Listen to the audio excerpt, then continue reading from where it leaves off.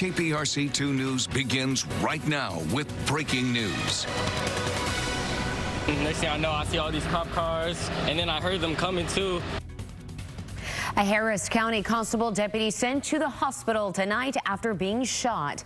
Good evening, I'm Daniela Guzman. Hannah, Mandy Sirota, Keith Garvin is off tonight. Deputy Deterion Fontenot was chasing a robbery suspect when the man stopped, got out, and immediately started shooting, hitting him in the face. Tonight, KPRC-2's Gage Goulding has an update on Deputy Fontenot's condition, and he's learning more about the weapon the suspect used. The 23-year-old suspect allegedly shooting this constable deputy with an AR-15 pistol. You can see this is the constable's vehicle. Mark Herman telling us there are more than 16 bullet holes throughout this vehicle.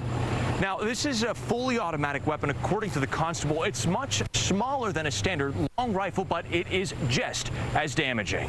I've seen our patrol car. There's 16 holes in it. And there's even holes through the window of the car where the deputy was standing. Harris County Precinct 4 Constable Deputy Deterion Fontenot narrowly escaping a barrage of bullets. A 23-year-old robbery suspect shooting at Deputy Fontenot after a chase. The suspect is accused of robbing 2 Academy sports stores, one at the Willowbrook Mall and another off the Grand Parkway in Kirkendile. Deputy Fontenot spotting the suspect's car and chasing them here to this neighborhood. That's when the gunfire started. I heard shots and it threw me off, and I saw so many cop cars coming in, I caught probably 20. The suspect using an AR-15 pistol unloading at Deputy Fontenot. One of the pistols, but it's a fully automatic AR-15 rifle. It's a smaller version. It's about this big.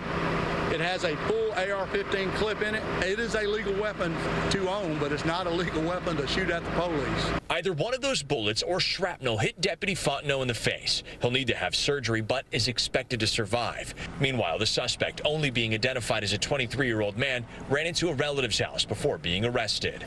In addition to charges stemming from those alleged robberies, Constable Herman is also asking the district attorney for charges of attempted capital murder of a peace officer.